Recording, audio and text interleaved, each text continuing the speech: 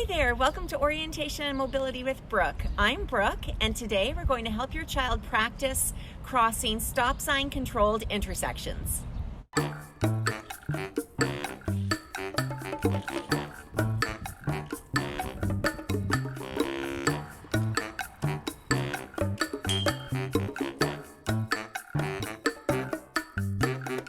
As you begin to practice crossing residential stop sign intersections with your child, let them know which direction you are walking and what street you are walking towards, such as, we are walking east towards Highcroft Road, straight along the sidewalk towards the blended curb. Say to them, soon you are going to be at the blended curb. That is where the sidewalk slopes down and meets the street. Ask your child if they notice the slope with their cane. What about with their foot? Let them know that beside the blended curb, there is often a drop-off curb, and ask them to check it out with their cane to feel the difference. The drop-off curb has a little step.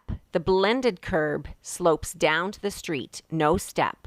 Once they have stopped at the curb, ask them to sweep their cane in front of them in a zigzag motion in order to make sure that their path is clear of obstacles and puddles. Then ask them to hold their cane diagonally across their body while they are waiting to cross so that drivers from all directions can see the cane. Discuss how other noises around them, such as lawnmowers, planes, idling cars in driveways, wind, may make it more difficult to hear the cars at the intersection. Also, cars that have just passed by will make it harder to hear approaching cars, so your child will want to wait until the sound of that car is gone and then listen again until it's quiet. Some intersections always have a lot of traffic, and at these, you and your child will want to practice crossing the stop sign street when cars on their beside street, their parallel street, are moving straight through the intersection, as they will block the perpendicular cars on their cross street from moving.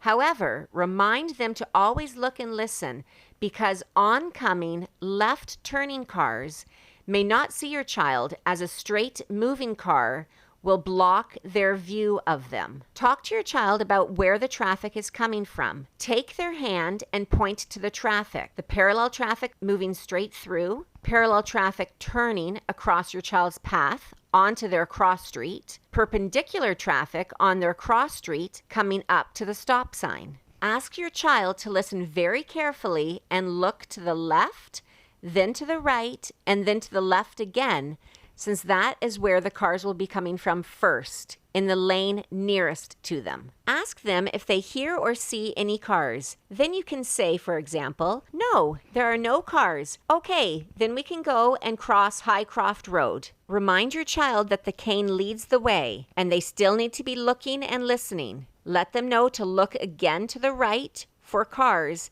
because time has passed since they last looked and listened, and cars may be coming from there now. Let them know when they are halfway across, and ask them if they can find the blended curb on the other side. Great, there it is. You can find the blended curb with your cane and your feet. Ask them to sweep their cane in front of them to make sure that their path is clear before walking onto the sidewalk. Ask them to point to the street beside them on their right, the houses on their other side, and the street that they just crossed. Now ask them to turn around and walk back to the street that they just crossed. Ask them, where is your beside street now? Yes, it's on your left. Ask them to point to Highcroft, the street that they had just crossed. Yes, it's now in front of you because you turned around. Walk back to the corner and repeat. Practice crossing stop sign intersections frequently with your child so that they can become more independent, confident, and safer travelers.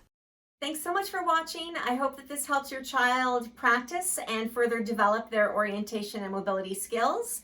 Please keep tuning in, and I hope to see them on a lesson again soon.